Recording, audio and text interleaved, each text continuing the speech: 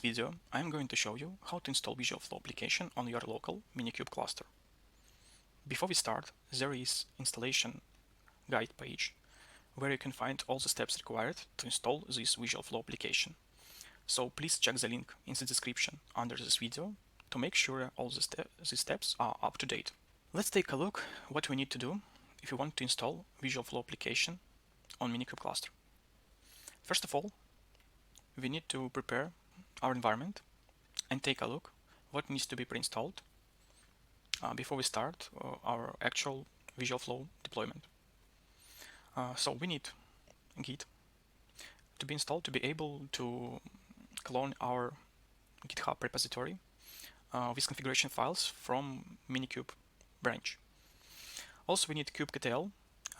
This is a Kubernetes client that we will use for our Minikube Kubernetes cluster. Also, we need Helm CLI. Using Helm, we deploy Helm charts of our Visual Flow application. Also, we need Docker to be installed to be able to pull Docker images from our repository and to be able to start our Minikube cluster. And finally, we need Minikube cluster itself.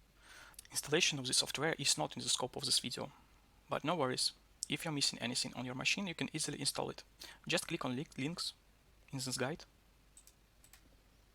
and follow the installation guide based on your operation system and architecture. For this example, we are using Ubuntu virtual machine with default Minikube settings, and all required software is already pre-installed. So let's just confirm that we have everything configured properly by running next commands.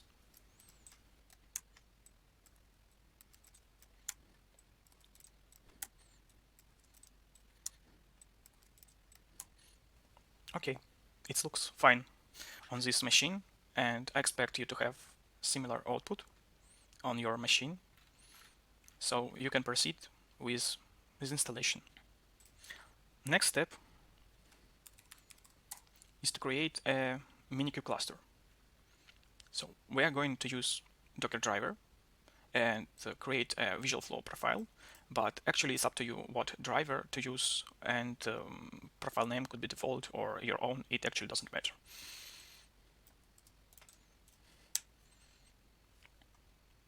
Now we need to wait a couple of minutes.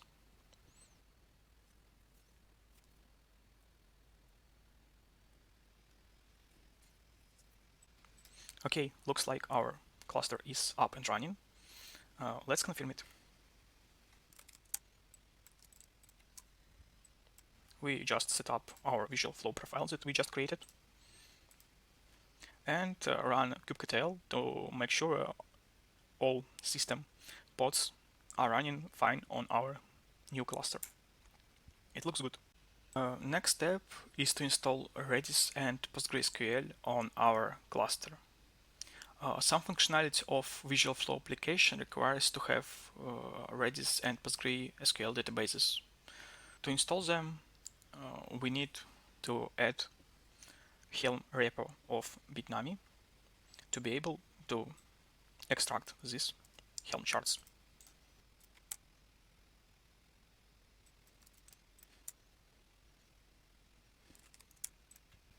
We also need to clone our Visual Flow repo to deploy these databases with required configurations.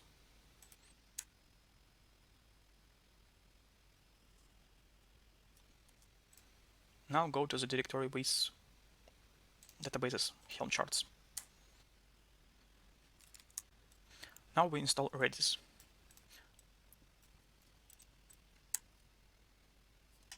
And PostgreSQL.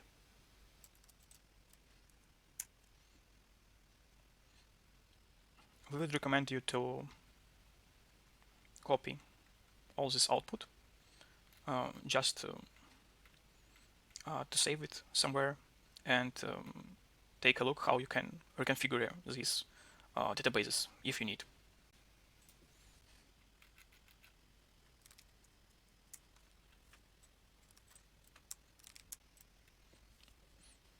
Now let's check if our pods are up and running for Postgre and Redis databases. Okay, it looks good. Now we can finally install the Vision Flow application itself. We already have a local copy of the repo, so let's check what we have inside it. And now we go to Visual Flow application Helm chart itself.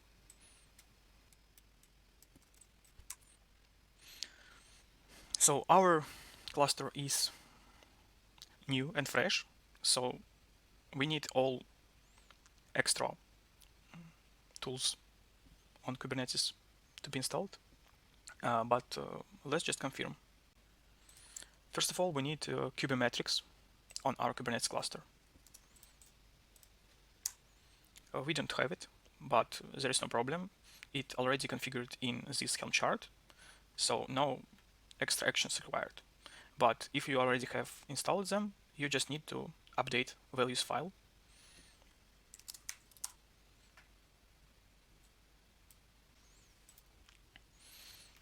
Also, let's check that we do not have Argo installed on our cluster. There is no Argo installed on this cluster because it's new. Again, there is no extra actions required because Argo will be installed together with Visual Flow application. Why do we need this Kubernetes software? Kubemetrics allows us to see in UI how many CPU and memory we're using in our jobs on fly, and Argo is actually required to be able to create new pods and resources in our cluster for Spark jobs and pipelines that we are going to run in Visual Flow application. And again, if we do not have them installed, it's pretty fine because it will be installed together with Visual Flow application. But if you already have your Argo running, for example, you just need to reconfigure it again in values YAML file. Values YAML file is a main configuration file for our Visual Flow application. Now we need to check Minikube IP and update values YAML file. Let's run this command to get our IP address. Using this IP address, we are going to update our values YAML file. Let's take a look. We need to replace this pattern with our IP address. So let's just copy it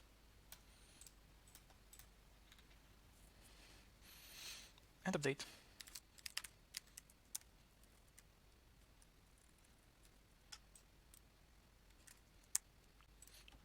Let's make sure that our IP address added properly. Now we can see it. And the next step is to install the application. To install the application, we need to run next command. That's great. Our application is deployed with name VF app.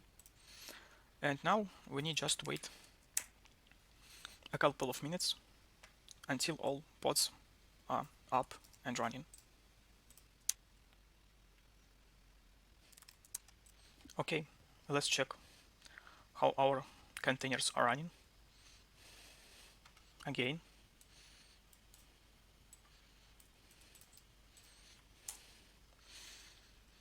So, as you can see, everything is up and running, and if you do not see the same picture on your side, probably you missed some configuration or properties, so just check logs and make sure that you didn't miss any step from the installation guide.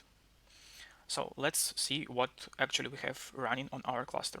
There are some system Kubernetes pods, and we have our Postgre Redis databases that we installed for Visual Flow.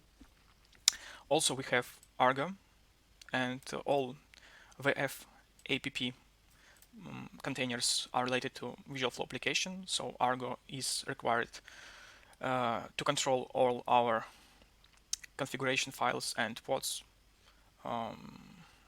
that are running on our cluster and control and create all Spark jobs on this cluster. Also, we have backend pod that actually works as expected as a backend of our application and is a brain of our application. DB service is required to work with all our JDBC connectors, or any other type of connectors. So it's responsible for all types of connections that we are using in our Visual Flow application. Front end, as you can expect, is related to UI of our application, and we will see it a bit later. And we also have a history service that actually collects and stores some history about our jobs.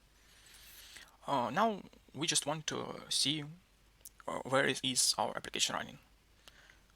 It's pretty easy because we already provided full hostname of this UI in our configuration file, so we can just see it in our values file.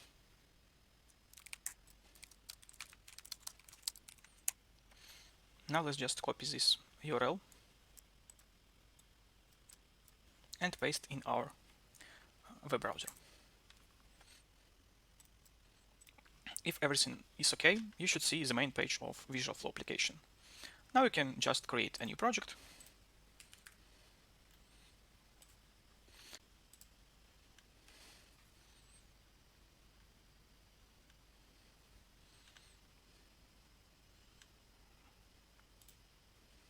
Okay.